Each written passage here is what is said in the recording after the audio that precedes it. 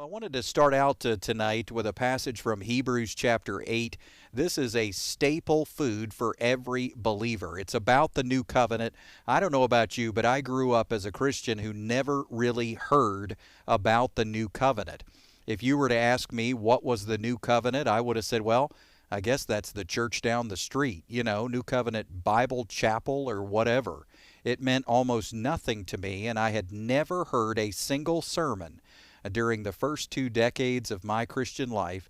Never heard a single sermon on what is the new covenant, why is it so important, how is it different from the old, what is the big deal. And here in Hebrews chapter 8, we find a beautiful encapsulation. It says if there'd been nothing wrong with the first covenant, then there would have been no place for a second. But God found fault with the people. Nothing wrong with the law, but God found fault with the people. Now, that's pretty incredible to think about, because the law is holy and perfect and good, but apparently you put yourself under it and it's a nightmare. The law is amazing and it's a shadow of things to come, and it was God-given, but you put yourself under it and bad things will happen. What do I mean? Well, Romans 7 says coveting of every kind will happen. And Paul says apart from the law, sin is dead. That means under the law, sin is alive. And so this passage in Hebrews 8 continues. It says, days are coming, declares the Lord, when I will make a new covenant with the house of Israel and the house of Judah. It will not be like the covenant that I made before. So get ready for something new. It's not going to be like what came before. Lots of people are arguing, oh yeah, the new covenant is just an extension of the old. Oh sure, we can put them together. An old covenant, new covenant, will have a balance.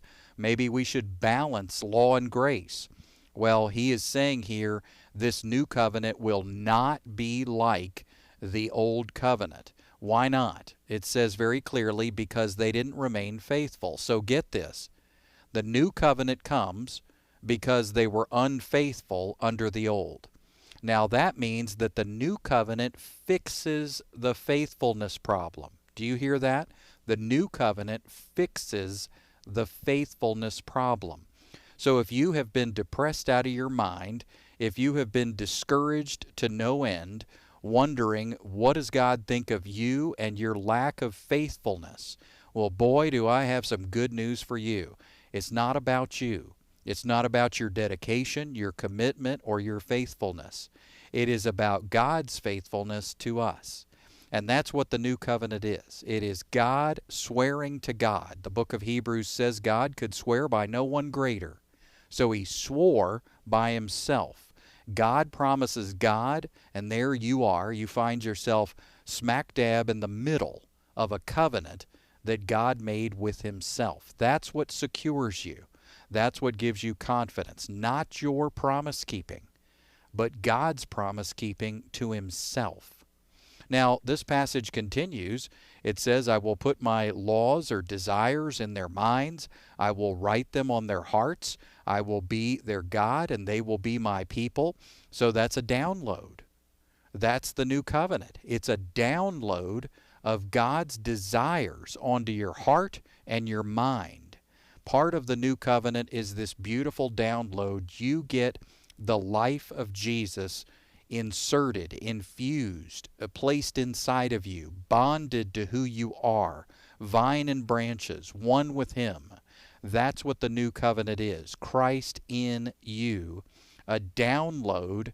You get a new heart, you get a new spirit, and you get God's Spirit living in you. But it's not just a download. As we finish this passage, it says, I will forgive their sins. I will remember them no more. Do you hear that? It's a deletion. It's a deletion of your sin record. It's a download of new desires and a deletion of your sins forever.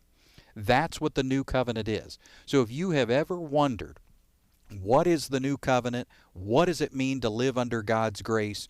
What is the big deal? Well, the cross changes everything. When Jesus died and rose again, he brought us something revolutionary. It is not about law keeping. It's not about keeping all the rules. It's not about trying to be a good person. It is about living as a person who is inspired and motivated and animated from the core of your being. You're not having to ask for forgiveness over and over every time you sin. Your sins he remembers no more. You're not having to beg and plead and hope and wait to see if you're forgiven, and if you get that nice forgiven feeling inside, he's taken them away once for all. As far as the east is from the west, he keeps no record of your wrongs. You're also not having to test your heart every day going, my heart's not right, my heart's not right. I got to examine my heart and test my heart.